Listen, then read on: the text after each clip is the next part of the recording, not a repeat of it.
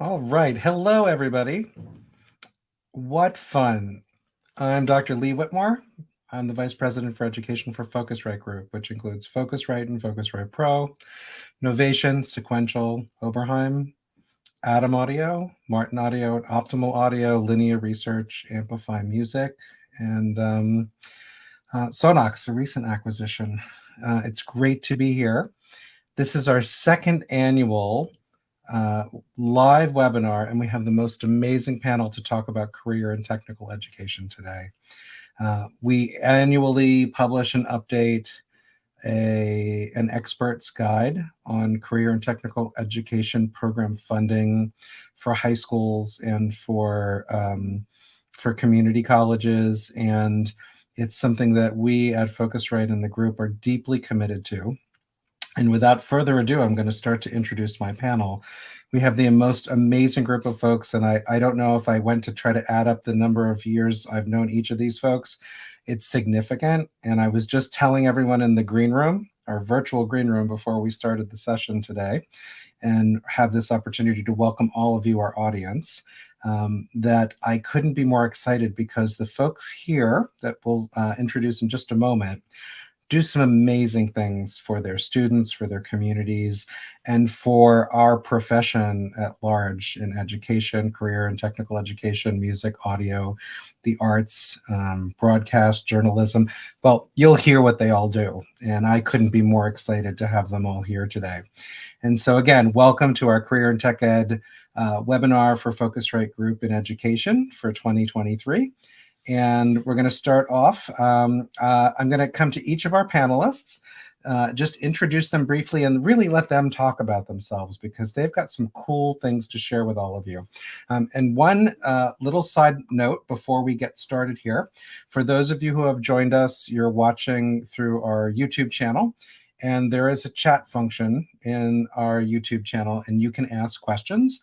And our panel is ready to take questions as we go along today. Some of you have already dropped in, said hello. All of us on the panel and me, the moderator, can see those questions and comments, so feel free. We also have experts from the Focusrite Group and Education team in there to answer questions for all of you. And they'll also, our producer, Jordan Nickerson, will help make sure that your important questions get to me for our panel. So without further ado, let's start here. Mark Beckett, who's in Essex County, New Jersey. Mark, tell us a little bit about you, where you teach, your program, what you do. Well, good evening here. I'm on the East Coast here. My name is Mark Beckett. I am teaching in North New Jersey, Essex County. I teach at the Essex County Donald N. Payne Senior School of Technology, which is a brand new building, actually got built in 2018. So we're excited about the programs there. I've been teaching in this district for now 20 years. Really excited about the role that I play as CTE teacher. I teach a program music and entertainment production. I do a lot of live production and music production, and I am super excited to be here tonight to have conversation with some of our great colleagues in the education industry, along with partners in the industry like Focusrite. So I'm really, really excited to be here. So sit back and let's have a great time tonight. Awesome. Mark, thanks for being here. Next, Charles Murphy. Charles Murphy from St. Louis. Tell us all about you, your program, where you're teaching. Great to have you here. Well, I just want to say I'm really honored to be here. Right, I'm here in St. Louis at Roosevelt High School, in St. Louis Public Schools. Been teaching radio and TV since 2007. Been teaching since 1967. I'm not as old as some people look. I inherited a space that had been occupied by programs referred to as mechanical engineering or shop and so forth. And um, I really am concerned that people understand a another whole dimension to education in general, and in particular with CTE, and that is the fact that education is ultimately about citizenship. And whatever we're teaching is going to be about how we enable our students to share, empathize with other people around the planet. You know, I'd be remiss if I didn't acknowledge that there are some really major issues that are holding us back. You know, there's white supremacy, there's male domination, there's certain aspects of American capitalism. You know, people need some basic things: food, clothing, shelter, education, medication, defense, safety. Um, but there's a way to do that where you respect certain things, in particular democracy, peaceful conflict resolution, things like that. And so the beauty of what I'm doing with radio and TV, all right, the beauty is this is all about digital storytelling and tools for digital storytelling. When I first heard about digital, I got real excited because I'm like, wow, we get this digital stuff happening, we'll have global democracy. Um, well, here we are, you know, still hoping, fighting, struggling for global democracy. But like I say, the thing that really keeps me in this whole business or this whole environment, like I say, is helping people tell their stories and their backstories. Um, that's what this is all about, and sharing that, you know, literally around the world. Thank you, Charles. It's great to have you here, and we'll look forward to hearing more of your advice and your experience as we go through the session today. Next up, from Southern California, Luis Rodriguez. Luis, tell us a little bit about you, your program. All right, for sure. Yeah. Hi, everyone. I'm Luis Rodriguez, and I teach commercial music at Lawndale High School in the Centinela Valley High School District. I'm also the director of the Pathway, and I've had about 20 years of experience as a musician, being a drummer. I also marched for a couple of years for drumline that was at the time Hawthorne Gold, and then had now become Gold Drum and Bugle Corps, which is part of DCI circuits and all these other big circuits. I wasn't a part of that time, but I did have that same training, and I was formally trained in the IT field. That's kind of where I went into to learning. I have a lot of certifications like A plus, CCNA, MCSE certifications. And through all of this technological and musical melding, I started to, in my bands, learn how to do the tech stuff behind the scenes. I did a lot of mixing. I did a lot of lighting for a lot of the gigs of the people that I used to play with. And in the school district that I was working on as an IT person, the opportunity came up to work in the theater that they had built up. And in there, I started just kind of learning more about the front of house setup, and I started hearing about this thing called CTE. And one of the teachers advised to me that might be something I'd be worth looking into. And now, years down the line, all of that, experience in technology and in information technologies and music technologies, and now I'm over here teaching kids how to play modern instruments, how to understand songwriting structures of modern pop music, and then how to put it all together with tangible outcomes using the technology that's available for us today. And yeah, I'm excited to be here, and to piggyback on what was being said right now about storytelling. Yeah, I think that's the thing. It's not just about teaching kids and our, the future of musicians how to just use the technology, but it's kind of how to use it effectively and how to have something to say, and how to make sure you produce something of quality, not just in where it comes from, but also what you get to learn how to use, and the actual technology and the craft that comes behind making it. Thanks, Luis. Great introduction, and everyone, I know a little bit about some of the plans Luis has for his program coming up. I'm sure he'll share a little bit more about that later. and tell you about the kind of support he gets from his district and the team. And I think your high school district is a pretty interesting one, and it's got a very broad, like Mark's and Charles, pretty broad view on career technical education and its focus areas. And last but not least, I'm very excited to share, and we have somebody who will have a very interesting perspective on career and technical education and in the arts. And coming off the heels of what I understand was a very successful state conference, we have Ann Fennell, who's at the San Diego Unified School District. She'll tell you about her role there, but she's also the California Music Educators Association president for this term, this season. So, Ann, congrats on the conference. Maybe you want to tell us a little bit about it, and then tell us a little bit, about your connection to career education over the years, and just a little bit about how that plugs into what you do in San Diego as well as your state view on this. Thank you. The conference was held in Fresno. It's the All-State Music Education Conference, and it was just so well attended. And what I love is that every year there's more and more composition, more and more technology, as a common thread, as a common pathway for teachers to learn and understand and work with and see as a viable pathway in music education, which I love. So I taught music education K-12 in public schools for 32 years. Prior to my current role, I am the K-12 music program manager for San Diego Unified School District and the visual and performing arts side of all of that we offer in San Diego Unified School District.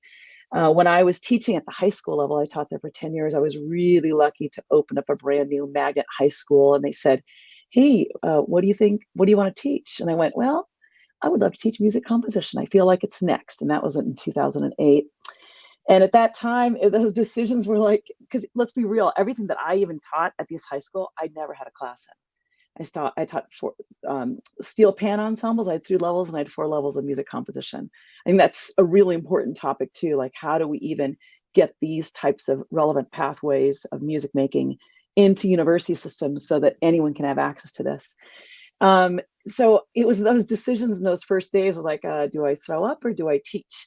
Because I was just a little bit ahead of all the students at that time. Now, obviously not at this point, but I look back at that time and it was such a powerful moment, because what I realized was that so many students are just filled with creativity, and we were able to provide a platform that matched their fluidity and trying of ideas, and they just burgeoned as creatives to find themselves in sound and to compose. So these students were with me by the time they would graduate. They could have up to 500 hours in composition, and ended up getting in degrees in composition. And one of my last students is now graduating from Berkeley in May of this year.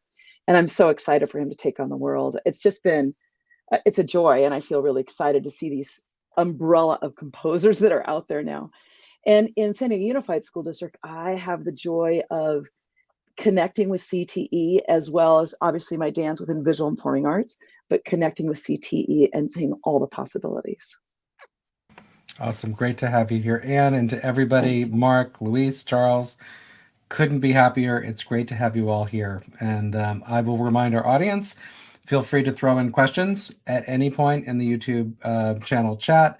We'll keep an eye open for those, and we'll answer as many of those as we can as the conversation goes along. So next 2 things we're going to talk about. I'm going to ask each of our panelists that are actively managing programs and teaching in CTE to tell us a little bit about, the size of your program, focus area. We heard a little bit. Music, storytelling, radio and television. Tell us about the scope of your program. How many students? Dig a little bit into, what your goals are in your curriculum and where you're pointing students. Let's start there, and we'll talk a little bit about program, and then the next thing we'll come to after that is the support that you get. How's funding? What's your district, county, city, or state level funding and support like? With some of you, I've had these conversations and talked to your state offices for career and technical education. So let's do this. I'm going to come back around. Luis, I'm going to come to you first, and then let's go to Mark, and then to Charles. So, and then Anne will come back for some comments. And by the way, everybody who's in the audience, I've encouraged our panelists, if you hear something interesting and want to jump into the conversation, don't wait for an introduction for me, or just jump in and let's have an active conversation and see where this takes us. So Luis, let's start with you. Size of the program, what's in the curriculum, what are the goals? For sure. Yeah. So currently, in its entirety, I have about 180-ish kids in the program. That's from introductory to advanced already. Our intermediate and advanced we're building the numbers again because we lost a bit of kids because of the pandemic situation, distance learning, and then just out here in LA, a lot of that kind of exodus of a lot of families kind of moving out.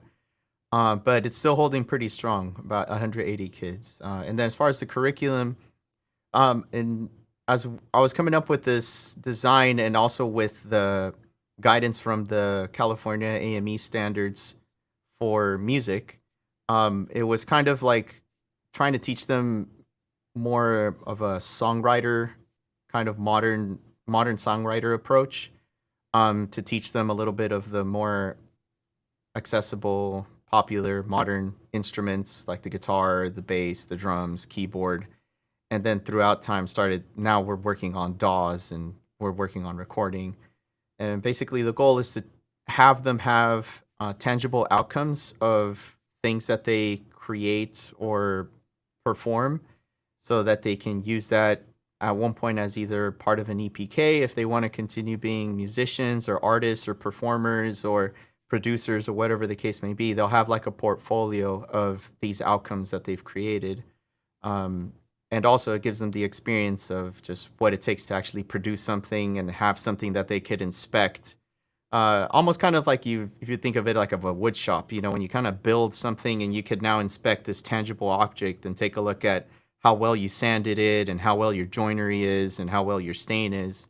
You could kind of do that when you record something nowadays with music. You could kind of inspect it, see how you mixed it, how well you performed. And that's kind of the goal, is to kind of have them produce something and just be proud of it.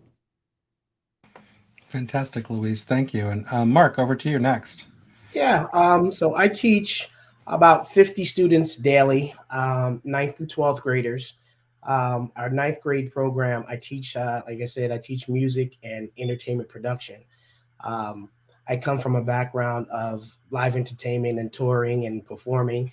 And then, on the back end, doing the business structure of how to make money from music. So I do teach that. So my freshmen come in, I'm in a cluster, an arts cluster with music and entertainment production. We have music and songwriting. We also have TV broadcast and digital filmmaking. So all four of us are in kind of a rotation. So our freshmen get to rotate through each one of those CTE programs for about 10 weeks. And then they have to choose either the music path or the digital, the film path as 10th graders, and 10th all the way through 12th grade, they take that pathway. So from there, I teach, I start with, the basic knowledge of the DAWs. We start with Logic. I teach all the way through Logic. I actually start off with my freshmen. We do an introduction to audio recording, the history of audio recording. And I thought they wouldn't enjoy that. But at the end of the reflections, everyone says, man, I really learned a lot, because we go from, hollow wax cylinders all the way up to what they're working on now, right to the DAW. And they can see how editing back then was almost impossible to editing now is Command Z, what I mean? So we do teach the DAW, and then I do have them start with their own compositions, how to put all of this together in a sense. And then we move to 11th graders. Our 11th graders, we do some certification programs. We're serious about Dante certification. And I'll tell a little bit later on how I got to Focusrite, and that's an amazing story. But we do Dante certification, so they move into the live realm. In my classroom, I have 24 Apple workstations, and on the other end of my classroom, I have a 12 by 24 foot stage, full with lighting and sound, front of house mixer, monitor mixer. So we get to teach that right there, from performances to audio engineering to lighting design. Then we can take that, as 12th graders, they start implementing all of that into some of the productions that we do for the school. We get calls from the county to do several things. My students take that whole stage setup with lighting, backdrops, and everything.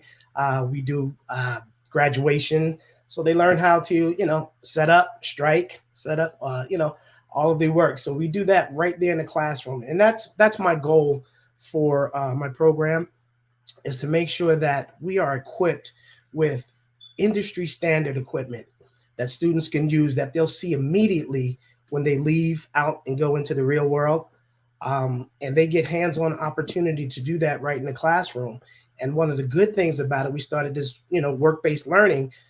So they're able to actually get paid while they're in high school, because they get some outside jobs. They get called by the county, something is coming into the auditorium. They have to run all the sound, all lighting, and that's work-based learning for them. And some of that is paid kind of internship. So I really want them to feel that experience. So when they get out, they feel like, I'm not lost in this whole world, because it does get bigger, but they're a small chunk, and they'll be able to take that information right into the real world. So that's kind of our goals. And we have some other specific goals that we're doing, since we're really focused on this whole Dante, sending audio from one place to another place. Really, really excited about that. So now that our sports teams are up and running, we're looking to build a remote truck with our TV and broadcast. And we're excited about being able to pull all that together. I love it, Mark. And I've had the privilege of speaking to your students at school and watching them produce and run the show and record it. And yeah, you're doing some amazing things. And we will come back around to certifications and talk about that a little bit. I think, audio over IP, Dante, RedNet certifications from Focusrite Pro, all of that stuff is super important. Next, Charles, tell us about your program at Roosevelt. Okay. Basically, we call it at this point performance technology. Okay. You got video, you got audio, you got lighting, you got projection. Just like Mark said, okay, we start off, we got freshmen, we got them all, freshmen, sophomores, juniors, seniors. Freshmen and sophomores kind of finding their way, getting used to the type of things that we do. The juniors and sophomores, we start getting them involved in the Adobe certifications, what they call an IRC, industry recognized certification. And that's also at Adobe. But like Mark, I totally push Dante. I also push NDI. I'm really crazy about network connectivity. They'll tell you that in a minute. We're TriCaster folks. We've dabbled in some of everything. I think the first thing we got off into was Wirecast years and years ago.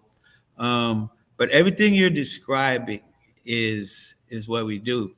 Where I'm at right now is actually a cart that rolls around. So we've got carts for everything. We got TriCasters on carts. We got the audio on carts. We got lighting on carts. So we'll work on them down here in this lower level area. It used to be called the basement, but it's so well developed, nobody would dare call it the basement anymore.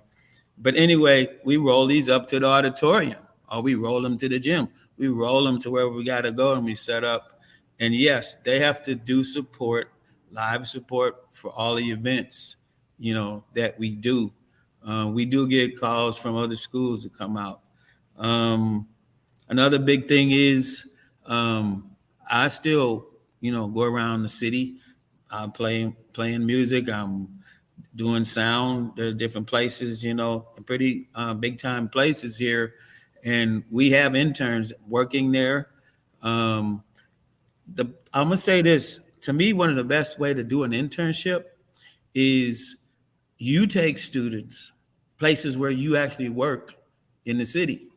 And so that's what we do. We take them where we work. So we actually can go in there and operate the equipment because we worked out these relationships with the house workers. So that's another big one. We also have something called Learn and Earn that we just got for our seniors, which is they can get paid through local Job Corps and so forth. And then, as a teacher, we're responsible for them, making sure we take them to the various places to do that. That's pretty good for now. We'll see what else you shake out of my brains. But thank you. I remember, Charles, when I first started working in Focusrite Group, we had a conversation, and you were working on a project with the what is it, the World Chess Hall of Fame, which is based Yes. in Louis, yeah? Yep. I can tell you a whole bunch about all that stuff, but I'm not going to hog up the No. airwaves. It occurs to me that when I've had conversations with Mark, Luis, and Charles, it's often included what students are actively out doing, not just on campus, but in other places. And I really admire the community outreach and engagement that you all have. And I'm going to come around to you and just, you heard about 3 interesting programs. Maybe you've got anecdotes from San Diego Unified, but from your role, and perspective, what did you hear that excited you or interested you, or do you have something you want to share about your district? Yes, a few things here. So I was just back on what Mark had talked about, industry standard. It's so interesting because when I was starting up my music composition program, I got some serious pushback on the visual and performing arts side. It's like, oh, well, I don't know if we can get you that program, or I don't know if we can get you that MacBook. And I would come back with, yeah, but it's industry standard. Oh, well, that's only for CTE. And I went, hold on. How do we make sure that industry standard is for everybody? Because our job is to have that continual pathway out of our classroom to ensure that they are in the market and they know what the industry standard tools are to ensure their place, right?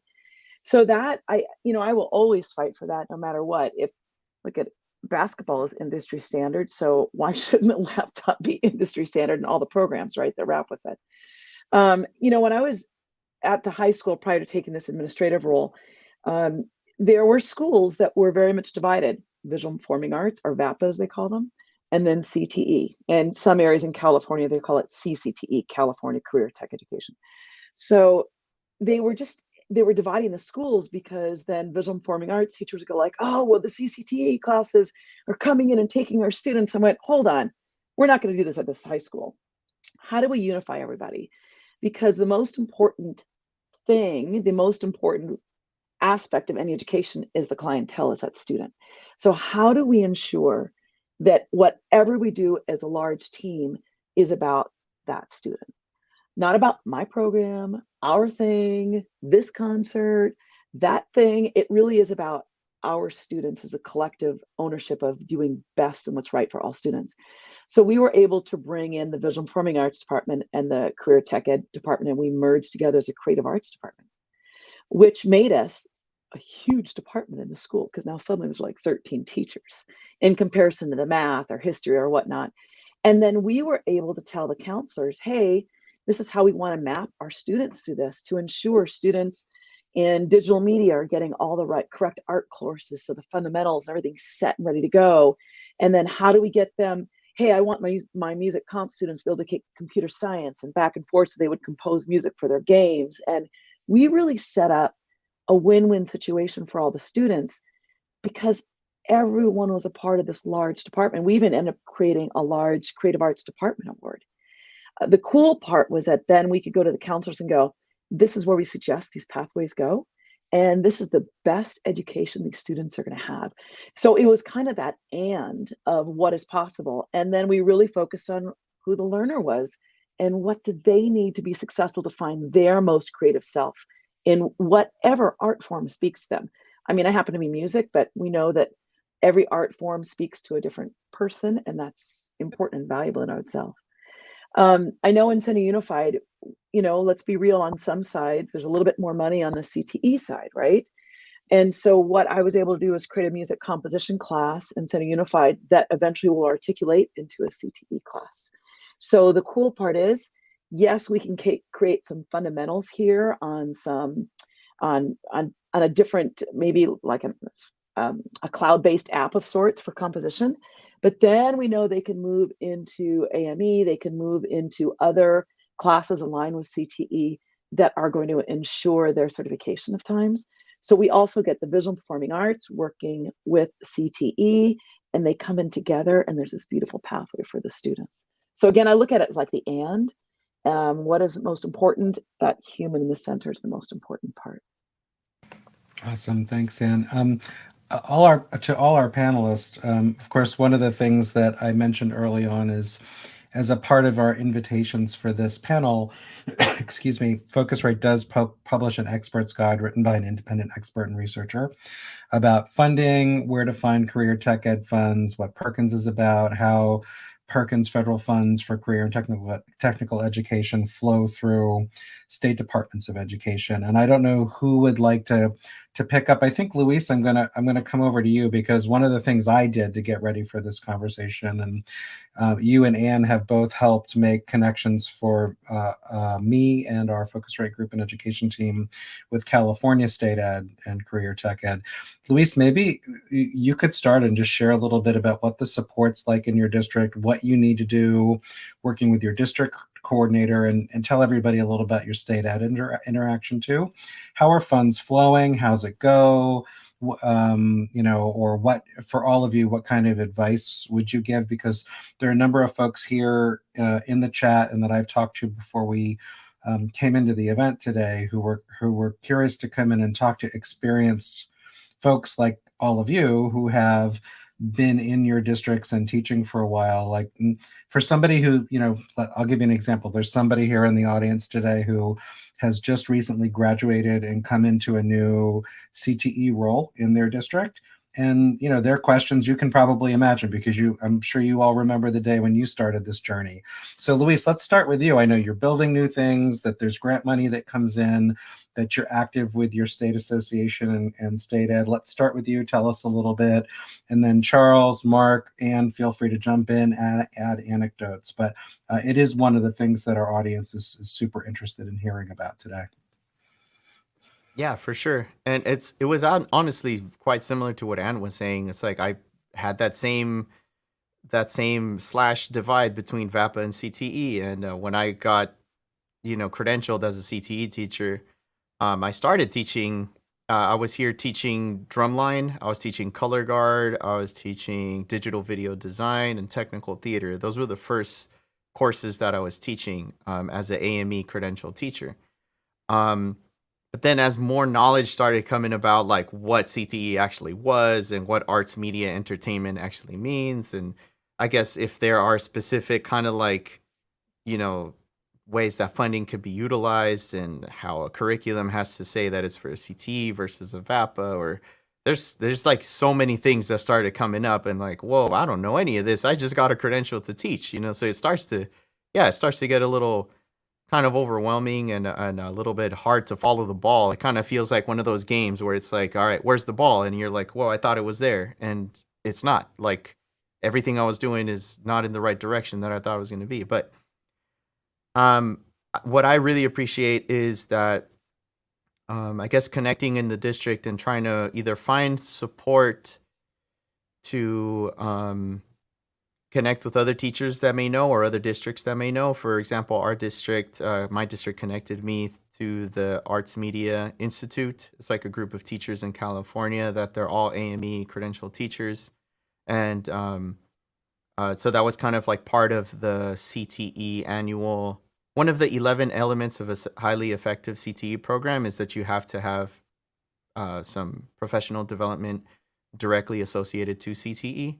So my district paid for that because that's something that we're supposed to do. So if you're part of AME and you need to know more about that, I highly advise that you become part of a AME group somewhere in the state. Or for me, if you're in California, I'm part of the California one.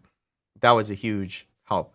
The other thing was just looking for CTE stuff. I remember I don't remember if it's the same thing, but it was cteonline.org. It was like a huge resource when I first started. That was part of what my CTE credentialing program, it was one of the resources that CTE credentialing program really pushed us towards, to learn more about what CTE means and like where fundings come from, like Link Learning and AB 790 and the Title I funds that are for Perkins and all this other kind of stuff. You start, and then there's resources for curriculum building in there as well. And it could seem like a lot at first, but I think it's just, for me, what helped was kind of just understanding what my goal was going to be, like what I wanted to do when it comes to the program that I was in. So at one point, all the other programs I was teaching had to be dropped, and then I became the commercial music pathway teacher.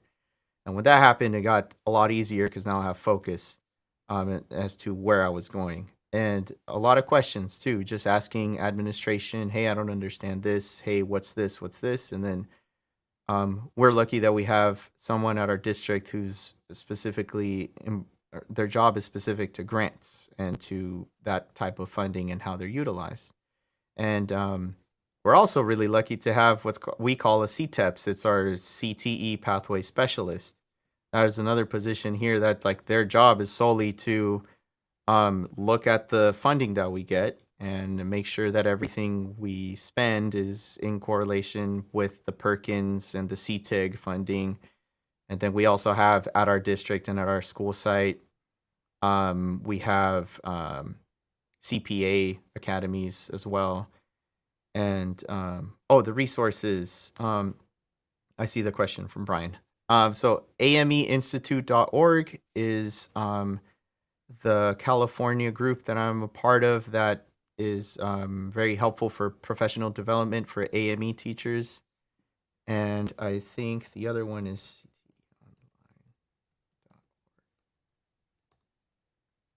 it doesn't look like that one is up anymore. CTE Online. Oh, it's caeducatorstogether.org.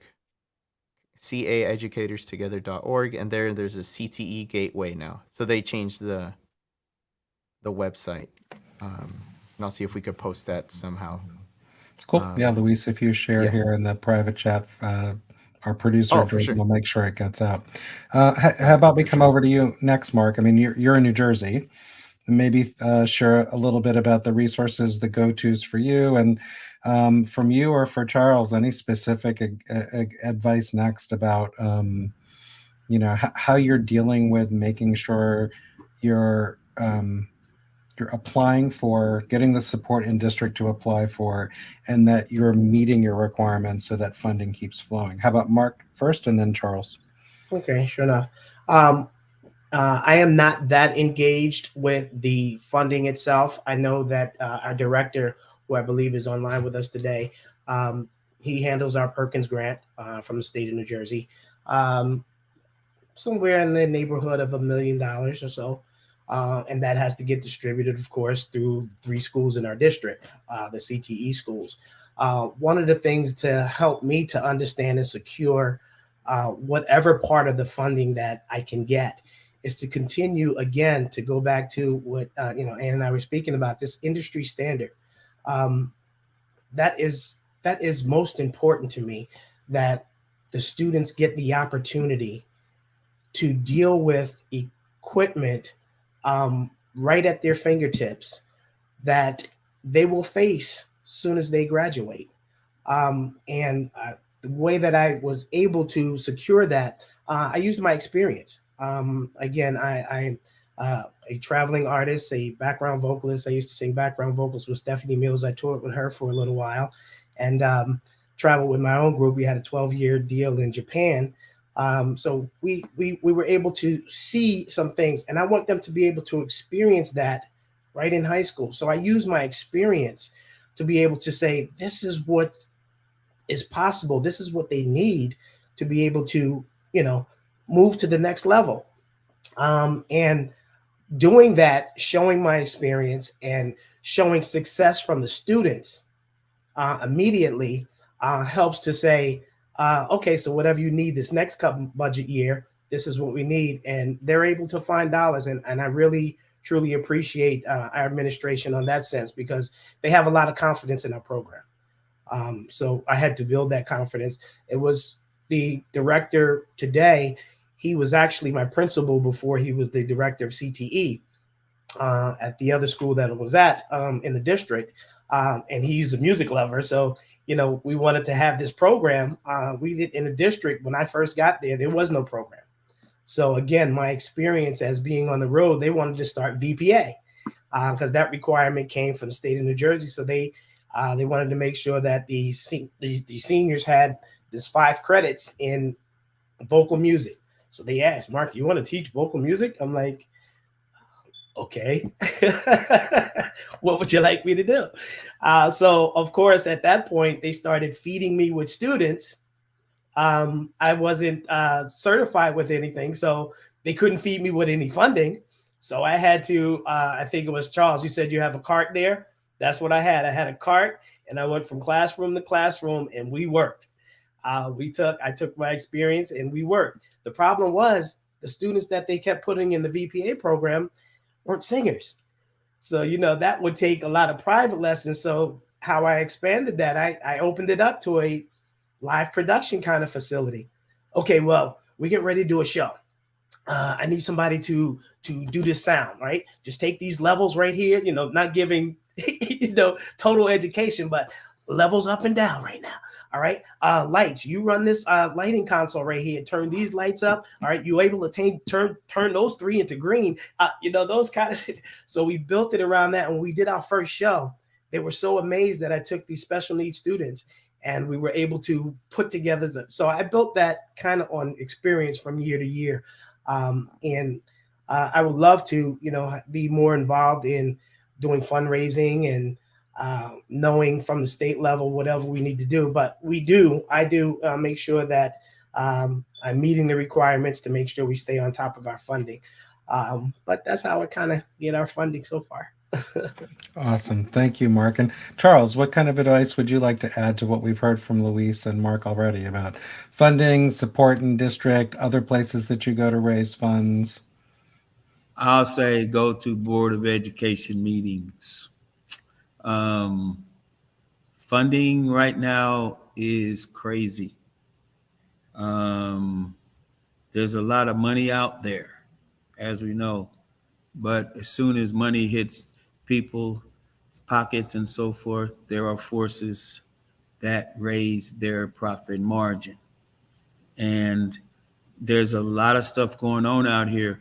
There are lots of opportunities for young people and job opportunities. And there's lots of funding for these types of things. But there are elements here in St. Louis who have found ways to get at that nonprofit funding and siphon it away from public education and from public schools. I'm just being honest. That's one of our biggest battles, is making sure that parents and other people who can help us are aware of what we need. There's a shortage of teachers. So when there's a shortage of teachers, all of a sudden you look up and there are people in your class never been asked, do they like this? Do they want to be here, et cetera, et cetera.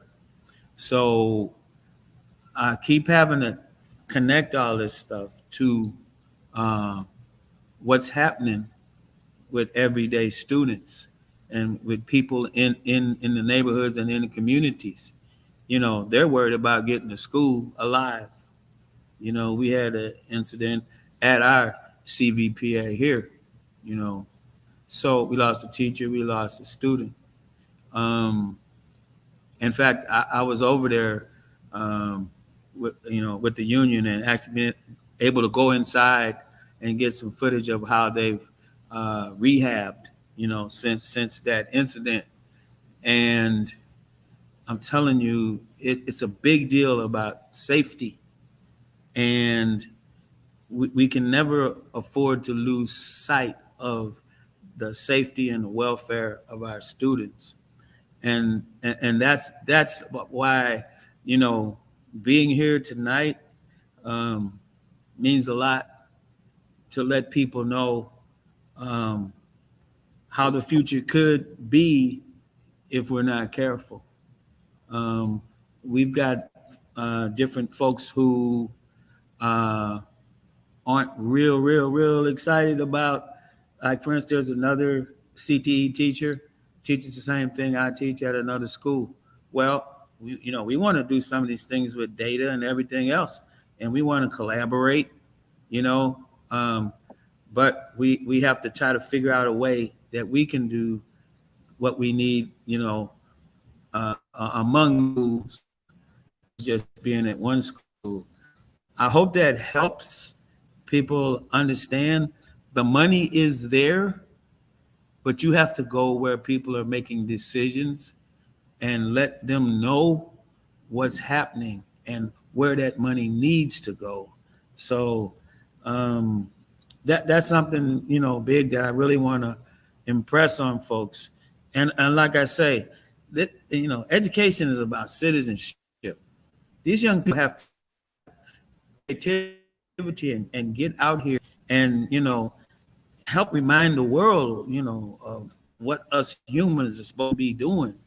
And they can do it because I got a young guy who does some awesome music on FL Studio and on what's the Logic, what's the little pad we got that you connect Novation Launchpad. USB. Launchpads. That little, yes. So anyway, now hold on. Don't get me started on Focusrite and the awesome help they gave. You gotta know when you start talking about audio and Dante, etc. All of a sudden you're talking about Dolby Atmos. Don't get me started. We do live Dolby Atmos. Okay, I gotta brag, and that's the flip side of all this stuff. Because listen, you have to learn how to turn disadvantage into advantage, and stay in there and help where you can, and make things work. So I'm gonna be quiet for now, but I appreciate a chance to really talk about kind of the other stuff of thing, because there are a whole lot of people trying to get at that money. Let me jump in on this Yeah, one a little please, bit. Ann. I think, the reality is that public institutions, public schools are supposed to be transparent. So these monies and how it is being spent really is open to anyone in the public. And yes, to teachers going to board, and even more important than that, are parents going to the board. Because oftentimes Yes. the teacher's voice is not heard because they're an employee of the district. The board cares, please know that, but they're an employee of the district. But if parents and students come in and talk about what they need and want, and that they know what's available, and they can get some compare contrast from other districts or what's happening, and that this is going to help them find ownership in school, they're all in. Because what we know about creating music and in all of these classes is that it creates such ownership of learning. It builds Yes. such efficacy of the individual that they will stay up all night long to work on their piece. And they will come into your room after not sleeping and go, oh yeah, I forgot about my other homework, but here, I finished this. But what I know is that their drive and passion to be accountable to their creative process in the public school system is so important to them that it makes or breaks their education. So, we all want something to come to school for. Let's be real. We all want students to show up.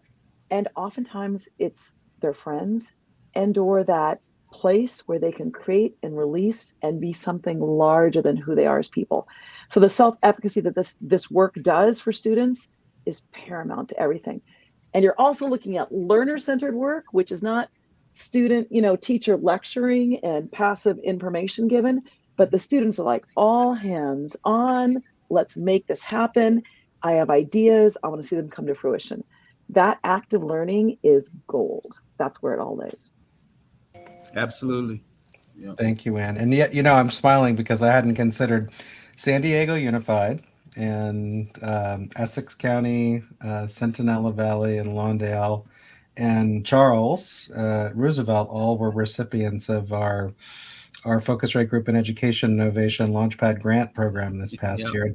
I'm just thinking, Charles, you should, just for fun, and let's pivot to some tech talk, because everybody wants to. It is a Focusrite Group in Education webinar. I remember, tell everybody that, so Novation has grid controllers called Launchpads, and it's interesting. Each of your schools and districts have used them in different ways. But Charles, I remember what fun you were having with your students during lockdown. Yep. With a launch pad. I think maybe share a little bit about that. And I think, Mark, it would be cool for you to talk a little bit about certifications. And I think, Luis, then we'll come around to you, because you've got a vision for what you're going to do in all of your rooms and at Lawndale High School. And I think it would be fun for everybody to hear a little bit about that, because you will get CTE funding and Perkins funding directed through your states for all these things that we're going to talk. We've been talking about, and the tech that we will talk about. So Charles, let's start with you, then Mark, then Luis. Basically, what I discovered, we use Microsoft Teams. And so what I found out was that once a student joined the team, we can actually create meetings, and we can create meetings just for our student, or we can create a meeting on the TriCaster. So for instance, we were, in school in remote learning, and I was able to set up be at a place called the National Blues Museum. They had a TriCaster there, and the students had the launch pads, and we found out. I'm gonna say they found out, and they shared it with me, that they could program it to pan, tilt, zoom, and focus the PTZ cameras. So they would log in and use NDI, which is part of Microsoft Teams, and they could join the meeting. All right, the Teams meeting, and the Teams meeting was on the TriCaster, and then they could actually manipulate the cameras from home. So the beauty is you find a computer that can host the meeting, and then you make sure the students log in, and then you give them control of that computer. And so the students were at home telling me, how to program the launch pad and so forth. And so when I got a chance, I made sure they all had a launch pad. So the next time we got together, they was controlling whatever they needed to control. And the beauty of that is, there were a lot of good things that happened with having to have remote learning. And if you're aware of the power of networking, you see things differently, because I got a whole room, full of computers, and all I did was have a Teams meeting for each computer. And then I would go in there and give them control of that, screen, and they could be operating whatever computer we do the TriCaster now. I'm looking at a TriCaster, and from down here, we're controlling cameras up in the auditorium. And then when you get NDI going correctly on a laptop, I can share, and we can be up there and running the stuff down here. I want them to understand it takes there's this advantage now to a whole new way of thinking about how to interact with whatever it is, wherever it is, and they have to see it like that, because that's the whole, like I'm saying, that's part of that connection. They got something out here called Z Space. I'm trying to get that involved in here, where they have a sensor that actually allows you to have a 3D space in front of you, and you can reach in and move things. All right. Imagine the connectivity between young people collaborating on building things, sharing things, taking things apart, and learning all these different things. But Boy, I'm still having a good time with a few things I learned through You Charles, having a good time in the what the heck? classroom? No. Hey, Mark, and I think everyone, our producer is going to share a few links. One is Luis's case study that we've done about his program. We'll also find Mark's, and Mark, you just gave our producer something to share for everybody to look at. But I mean, you had an early Focusrite RedNet Dante case study that we published for you, and you're providing certifications with Audinate, with our company and others. Like, tell us a little more.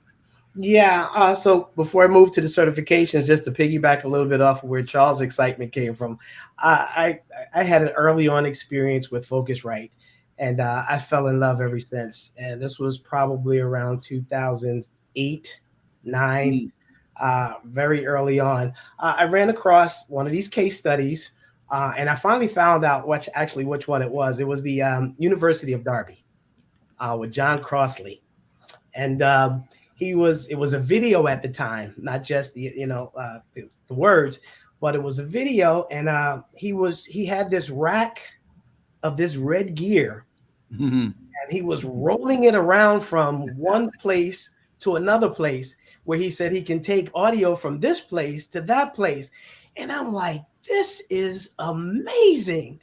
All right, so I would run that video back and play it back, and I would stop it at the point where it got to the rack. And I looked in, I saw what he had in the rack. He had 2 RedNet 4s. He had a RedNet 1, and he had a network switch. And I stopped it. And at that point, I went out and had them order for me 2 RedNet 4s, a RedNet 1, and a switch. And I put it in this rack. Didn't know what the heck to do with it. So I did my research, and I was just excited to be able to now see that, oh, wow, if I put another switch over here and take one of these, this one, I can send music.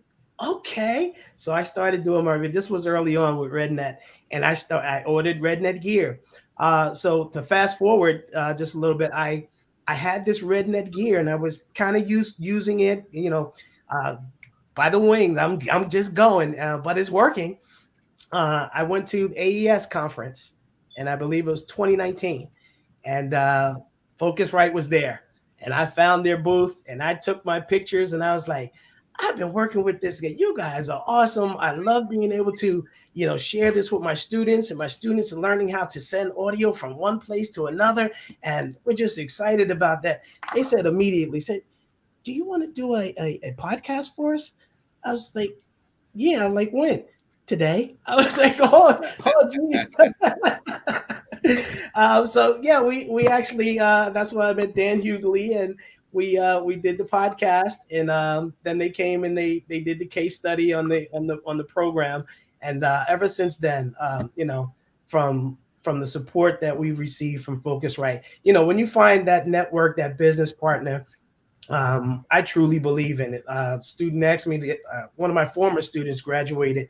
He called me the other day and said, I'm looking for an audio interface. I'm looking at the Apollo, and I'm looking at the Scarlett. I said, listen, I am a Focusrite man. I have 2 i2s. I have 24 workstations in my classroom, and we just outfitted them with the 2 i2 bundles. Microphone, the CM25 microphone, the 2 i2, and the headphone set. So I would suggest it's very easy, sounds very clean, plug and play. So I sold it. I would say.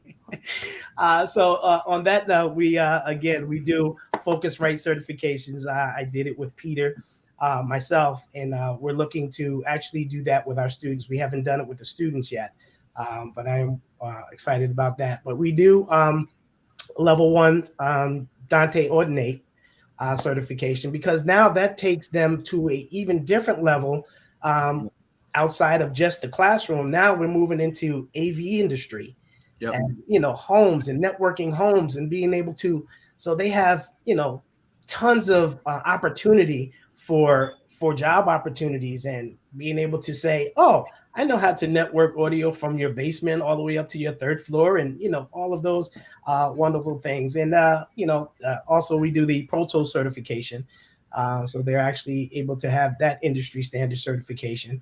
That is now also becoming the standard. We used to have to do this NOCTI exam for our 12th grade end of year assessment. So now their Pro Tools certification can be able to take place of that. Yeah. So I find certification to be very, very important. I was on a webinar with Full Sail University, and I asked one of the guys who was in the business, doing some amazing things in film and music. And I asked him, I said, how important is it to have a Pro Tools certification? And he said to me, he said, do you have to have it? No. But is it good to have it? Absolutely. So if we can give that and offer that to the students, why not offer that? When you come out and you have another upper hand where, oh, you understand Pro Tools 110 and 101. Those are the basics. Let's see if we can fit you in. There's your internship. Let's start to weasel you in. And then when something breaks down or somebody can't come and you can sit in, that's how things happen. So I love certification. I love myself making sure that I stay on top of the certifications, and then to have the students to feel that they gain something that they can walk away with and say, I have this, not just that it's a piece of paper, but they have the experience behind it. And that's super exciting. Awesome. Thank you, Mark. Great stories and anecdotes. And thank you for all the collaboration and all of you on that. Luis, let's hear a little bit about your vision. And I know you've got some grant funding to evolve your program to yet its next peak. And then Anne, I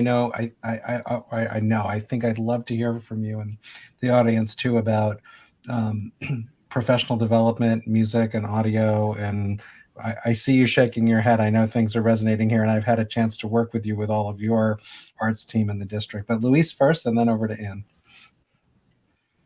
Sure thing. And I'm trying to get to that point that Mark's at. Like, that's the goal, trying to get to those points where we have all these certification opportunities. So yeah, we did get we were able to get the Ableton launch pads, which were really cool for the kids to kind of use and mess with. We use BandLab with their Chromebooks because our school uses Chromebooks mainly. So we've been using that online DAW for the kids to get exposure to how a DAW works. But I primarily still focus on live performance, so the kids mainly learn how to use the DAW so they could kind of put their stems in. And as we were working on this, and I've been talking to Lee about this too, one of the things that we're looking into is learning and teaching RedNet, because I really want them to understand what that is, because it seems like that's the future. And one of the discussions at our site was to kind of modernize our practice rooms and our rooms to turn them into recording rooms. Was we were thinking of running copper to all of the rooms, but then in discussion it was like, well, we have network drops, we should just start looking into Dante and into RedNetting, and then getting them into certifying them to understand that anyway, because at that point we could just get a mobile rack with a few preamps there, and then wherever the session's going to be, we just move the rack to wherever the session's going to be and have a control room. So that's kind of where we're going right now. We're going down that route where although they're learning the basics and the fundamentals using BandLab and kind of recording just using the stuff that's on board their Chromebooks, and every now and then using some Scarlett 2i2s, which we've also collaborated with Lee on kind of building these little briefcases that they get to take home. They could just work on music anywhere, wherever they're at, wherever they have internet, at least, because they're Chromebooks. But now the next step is trying to get them to that point. So I'm excited for that, and that we're looking to build that through the workforce development grant that I applied for at our state of California. And part of it is, on top of getting the facilities and like Anne was talking about, industry standard equipment set up, right? Like in our classrooms. Aside from that, it's just trying to make also connections to the career pathways after high school. Like, could we get them certifications so that they can get pre-apprenticeships, or can we get them certifications so they can get mentorship, or potentially even dual enrollment connections with our local community college, El Camino College, which is also going to be working on red netting and all of the pretty much we're trying to kind of have congruency when it comes to the materials and resources that they're going to be using. So yeah, really excited for that and trying to get more learning experience for them when it comes to the technology that's available to them. And Luis, if I'm not wrong, when we last visited at school, when I was on campus with you, isn't part of the vision here to have a working production facility that's could be open 5 days a week, 7 days a week? Yeah, like long term, I mean, that's what I would love for this to be, like some sort of facility where we could hire out one of our graduates as like kind of a lab assistant or a lab moderator or a lab manager, and then we could, aside from what I do teaching, then we could have this as a studio that kids could come in and set up and run a session if they wanted to work more stuff. So all of this would hopefully be accessible to them throughout 5 days a week, 7 days a week. Well, hopefully at one point we figure out how much that's going to be. That's the goal. It's a great vision. And I know you've been very patient. Back over to you. Yeah, I really want to touch upon this whole dual enrollment thing. There are so many people now, and I'm hearing this across the United States that, oh, can I get college credit for this class? And I think this is where we come into play and say, maybe, but you can get certification, and then guess what? You can get employed. So yes to dual enrollment, yes to the possibility of getting college credit. And then that certification is so important for them to be able to say, look what I've accomplished. Yeah, it's a letter grade, but look what I've accomplished. I'm employable. And I think that is such a key part to what we can do for all students. So it's so valuable to that. I also want to touch upon just a little bit about professional learning, because let's be real, none of these tools existed when I was in college. And there are very few and far between universities that are offering classes in music education using these tools. Like, they're going to have brass methodology, they're going to have woodwind methodology, they're going to make you take a conducting class. But what about current tools that are relevant for music education? Because we need to think of all the multiple ways that music can expand so that all students find themselves an inclusive member of music making that is relevant to them. So that really falls on me as the program manager to ensure that professional learning is offering these opportunities. We had Lee come out in this really fast whirlwind rotation of 4 or 5 rotations of 25 minutes with all arts teachers at the beginning of the school year. And then in January, intentionally had 90-minute sessions with the launch pads. And then at the end of this session, I said, hey, if you want to take these home and just check them out and play with them, feel free. And some did. And then we got even more checked out to the middle school in the last 6 weeks. So I feel like it's really us setting us up, all the music educators building capacity to not be afraid of these beautiful tools that can expand music making for all students. Yeah, fantastic. And that was fun. I had more fun that day. Those 25-minute back to back to back to back. And it'd been a while since I've been in the classroom working on that time frame. And we had such a good time with all of your teachers. What a blast. So much fun. Charles, I think you had something you wanted to add, and then I'll let everybody know, because these conversations go by way faster than I ever think. And I'm looking at the time. Wow. Yeah.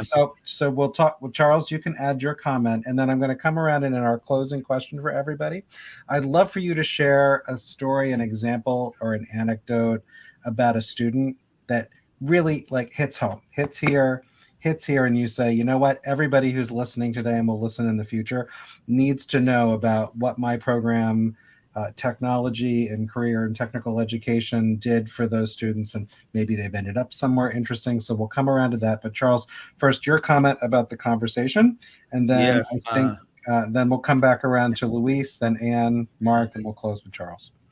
But I definitely want to co-sign what Ann said about parents, students, everybody being at those places where people are making decisions. and also about the IRCs. And like you say, there's all these new technologies. The colleges don't even have them yet. A lot of the workplaces don't even have them yet.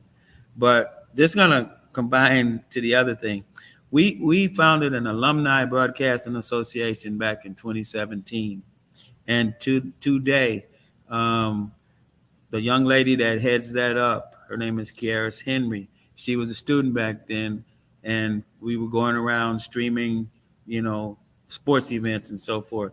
Another young man named Quinsanta Boyd, he was doing the same type of stuff.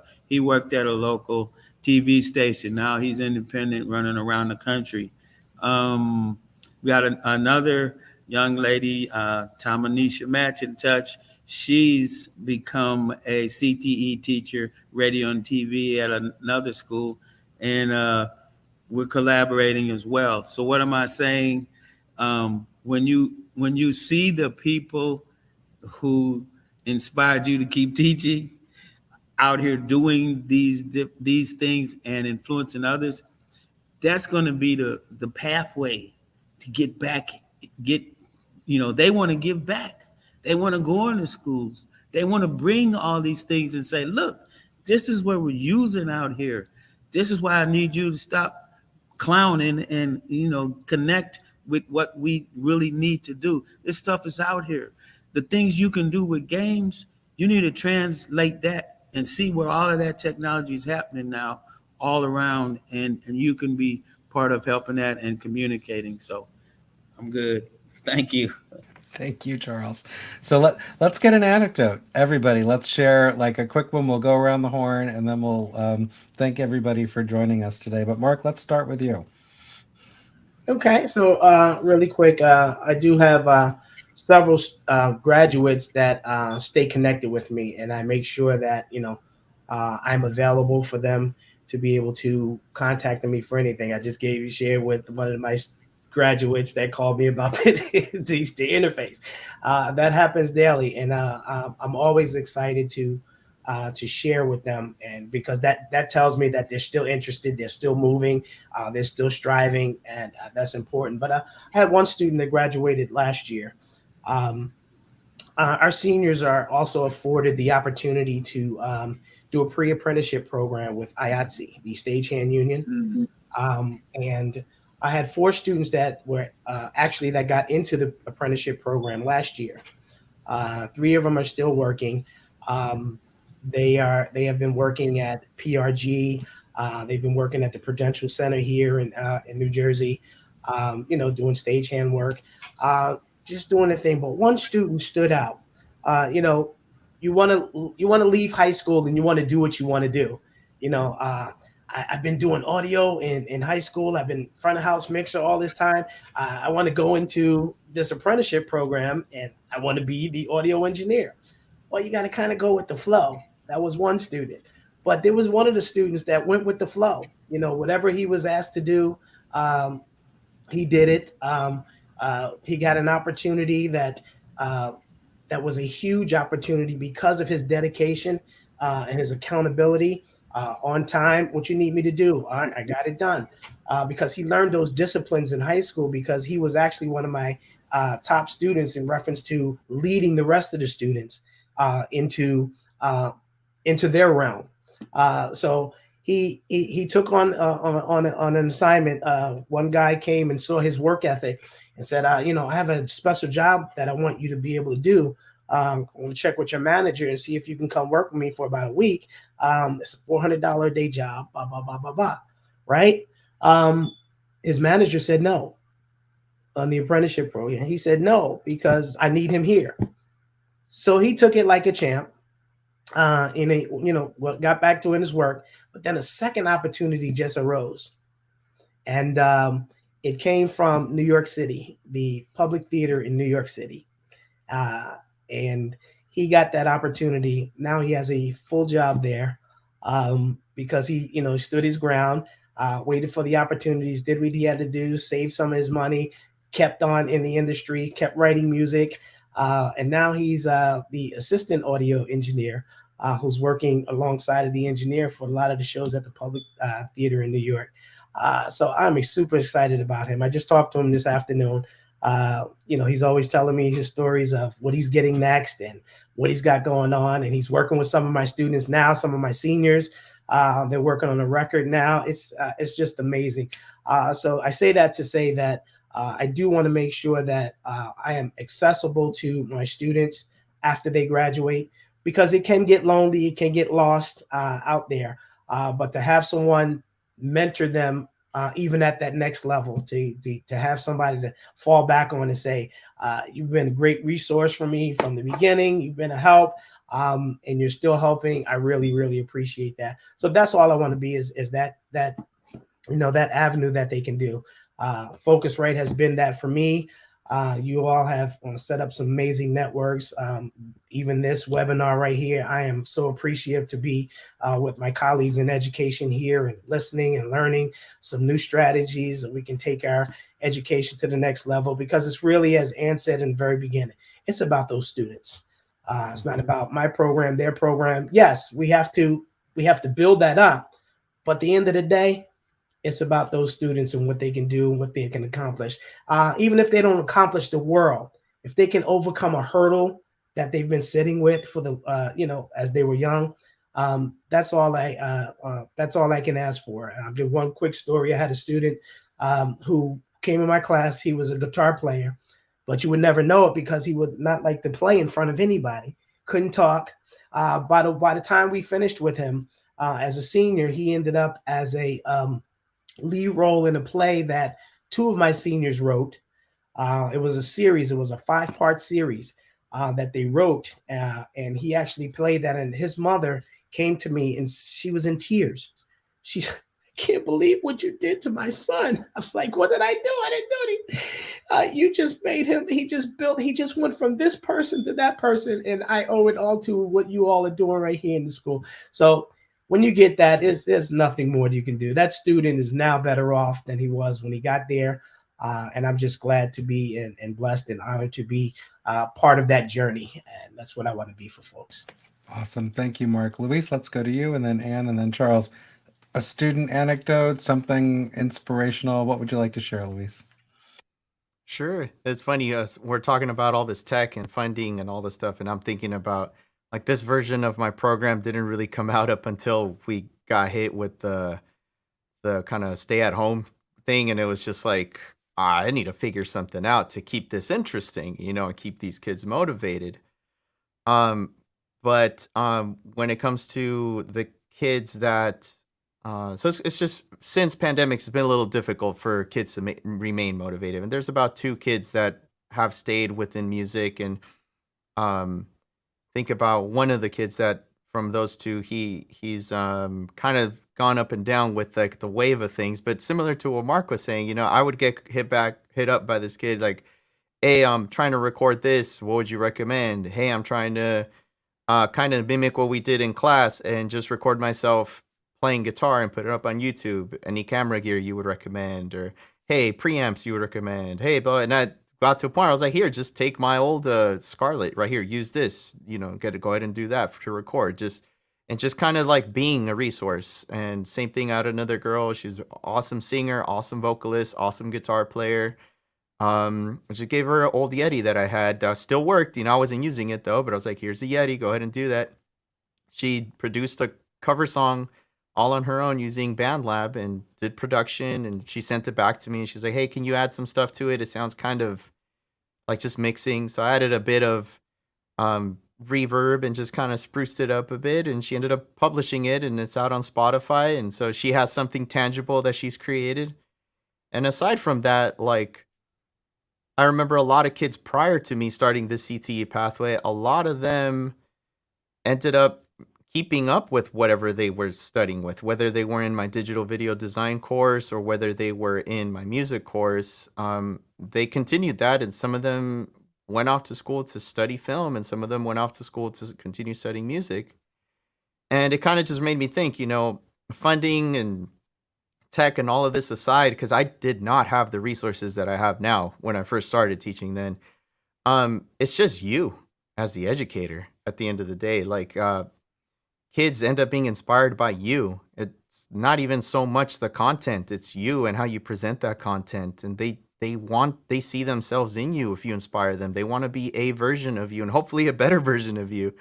And I think that's the whole point of us as educators and guiding them is we want the pupil to surpass the teacher, the educator. And like, but that also stems from us and our motivations and our transmitting that passion to them.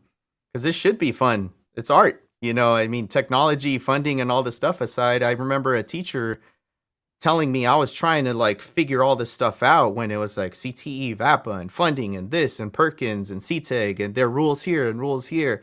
And now you have to rewrite this curriculum because it's VAPA, but you're CTE, and then you can't teach this. It's like, oh my gosh. And then this teacher just told me, hey man, you like this. Show the kids you like it.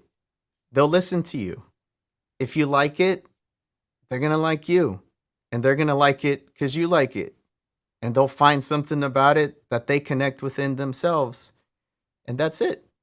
And that's, I think, as long as we, like Ann was saying, and Charles, and all of us, apparently, we're all on the same boat. And hopefully everyone that's watching too, just remember that, aside from everything, it's just connecting with the kids and trying to be that version of yourself that you want them to be too, regardless of what's going on there. And at one point, whatever you need, look for it, you'll find it, or it'll find you.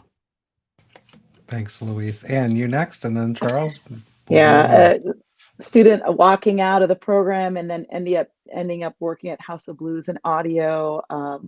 Another student submitting her music for a TV commercial for a car gets accepted. A guitarist who I saw a huge talent with and said, oh my gosh, you got to jump into this class now before you graduate. Threw him into the top level class. I was trying to catch him up and everything. And here we are 3 years later, and he recorded the Christmas album with Lizzo playing guitar. But he had like all the arts.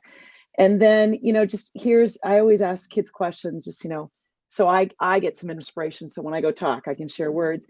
And basically it was, why music? And one of my students, Max, who's graduating from Berkeley, said, music is my everything. That's it. That's the most important information we could ever have. Music is my everything. Love it, Ann. And Charles, over to you to bring us home. Well, like I said, we have the Alumni Broadcasting Association. And this past year, the young lady who heads it up got a $100,000 grant from the state for what she had been doing. And so, what could I say? I said, I'm really proud I talk about how proud I am of them, but they say how proud they are to be able to help me. So keeps me going. Well, I am so grateful to all of you. And I have to say how inspiring. Our audience has had some great comments, and thank you everyone for joining us today. Thank you each and every one of you for what you do with your students, with your community.